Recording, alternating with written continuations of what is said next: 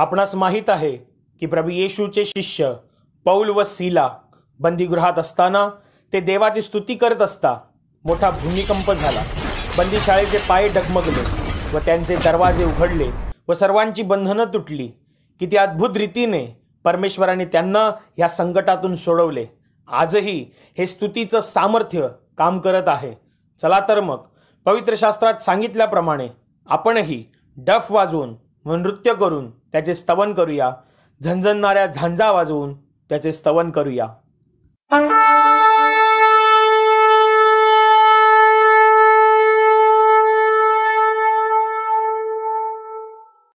Hallelujah हालेलुया हालेलुया हालेलुया हालेलुया हालेलुया हालेलुया हालेलुया हालेलुया या शब्दाचा अर्थ आहे देवाची स्तुती असो, देवाचा गौरव असो. माझ्या प्रिय भाऊ बहिणींनो, आता आपण त्या महान परमेश्वराला धन्यवाद देणार आहोत आणि तुम्ही सर्वजण या गाण्यांमध्ये पूर्ण अंतःकरणातून भाग घ्या. हालेलुया हालेलुया हालेलुया हालेलुया हालेलुया हालेलुया हालेलुया. हालेलुया. गीत क्रमांक 53, अहो प्रभूला नवे गीत गा. गीत क्रमांक 53, अहो प्रभूला नवे गीत गा. अहो प्रभूला नवे गीत गा, सर्व पृथ्वी प्रभूला गा. अहो प्रभूला नवे गीत गा, सर्व पृथ्वी प्रभूला गा.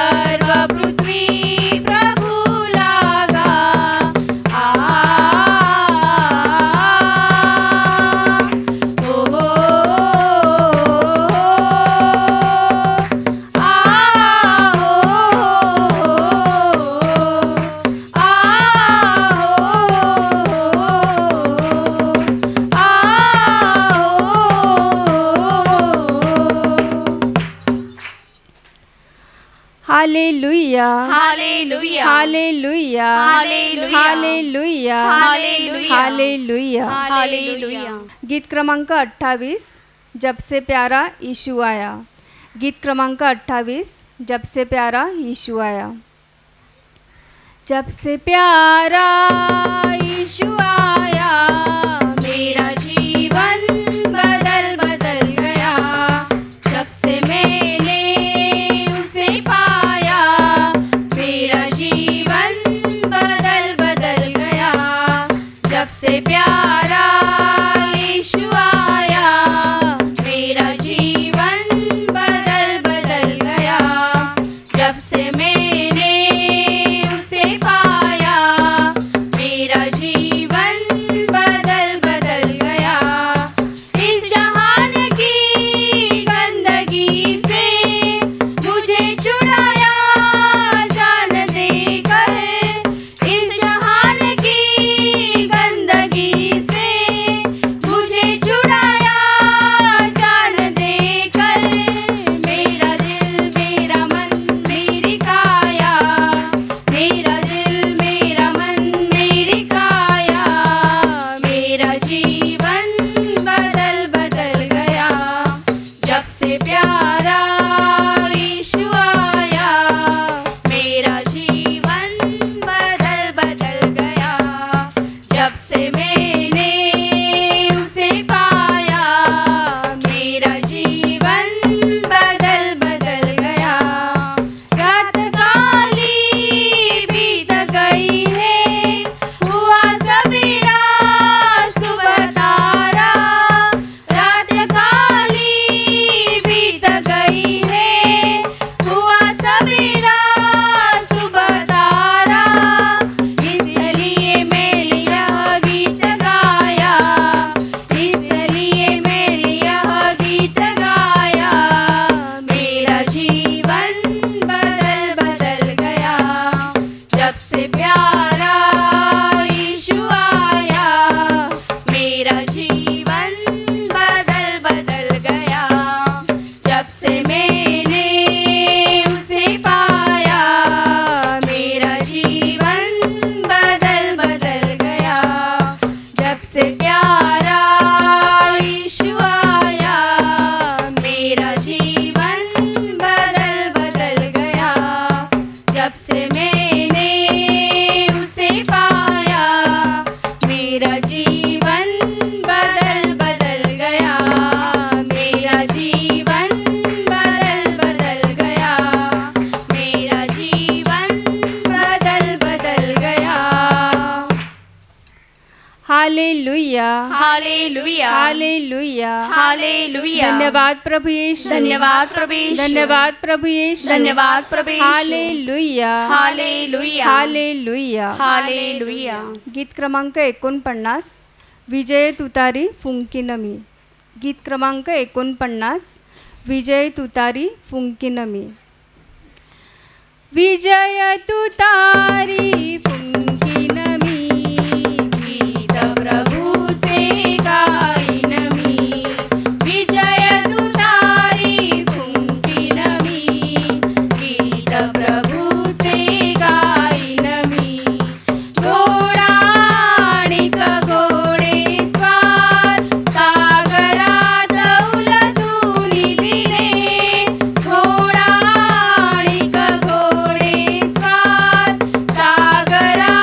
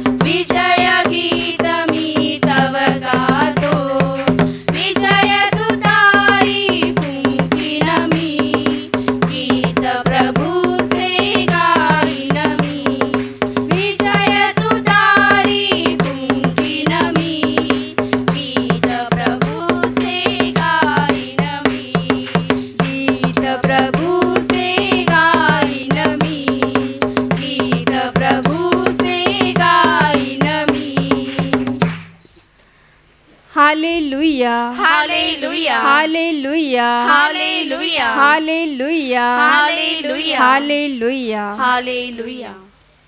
गीत क्रमांक 99 आराधना हो तेरी. गीत क्रमांक 99 आराधना हो तेरी. आराधना हो तेरी आराधना हो तेरे नाम की स्तुति हो. हाँ पूजनिया रक्षा नाम लेते हैं हम हाँ चरणों में. सिर झुकाकर नमन करे आत्मनाता हम. तुम्हें मिल जाए मेरे दिल में तू हर दिन वास करे. आराधना हो तेरी आराधना हो तेरे नाम की स्तुति हो. हाँ पूजनिया रक्षा नाम लेते हैं हम हाँ चरणों में. सिर झुकाकर नमन करे आत्मनाता हम. तुम्हें मिल जाए मेरे दिल में तू हर दिन वास करे. यीशु जी हम अपने को तेरे पूज हाथों में देते हैं. सारे पाप हमारा दूर कर दे. दुख भार सबको उठा दे तू.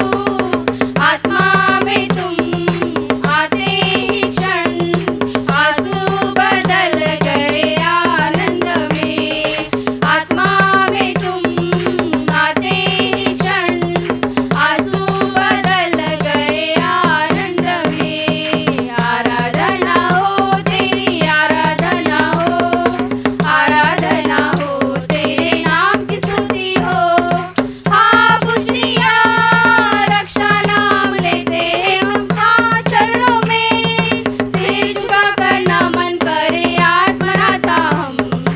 तुम्हें मिल जाए मेरे दिल में तू हर दिन वास करे. पूजा वाली बनकर हम तुम्हें लीन होना चाहते हैं. सारा जीवन मेरा समर्पित है. अपना प्रियतम बना लो मुझे. सर्वस्व और अधिकार भी तू ही है मेरे जीवन में. सर्वस्व और अधिकार भी तू ही है मेरे जीवन में. आराधना हो तेरी आराधना हो तेरे नाम की स्तुति हो. हाँ पूजनिया रक्षा नाम लेते हम हाँ चरणों में. सिर झुकाकर नमन करे आत्मनाता हम. तुम्हें मिल जाए मेरे दिल में तू हर दिन वास करे. आत्मनाता हम. तुम्हें मिल जाए मेरे दिल में तू हर दिन वास करे. आत्मनाता हम. तुम्हें मिल जाए मेरे दिल में तू हर दिन वास करे. हालेलुया हालेलुया हालेलुया हालेलुया. धन्यवाद प्रभु यीशु. धन्यवाद प्रभु यीशु. धन्यवाद प्रभु यीशु. धन्यवाद प्रभु यीशु. हालेलुया हालेलुया हालेलुया. हालेलुया. गीत क्रमांक 109 यीशु का नाम है. गीत क्रमांक 109 यीशु का नाम है. यीशु का नाम है सारे ज़मीं पर जिसे पापी पाते उद्धार. यीशु का नाम है सारे ज़मीं पर जिसे पापी पाते उद्धार. वो दुनिया में आया लहू बहाया बलिदान हमको दिया.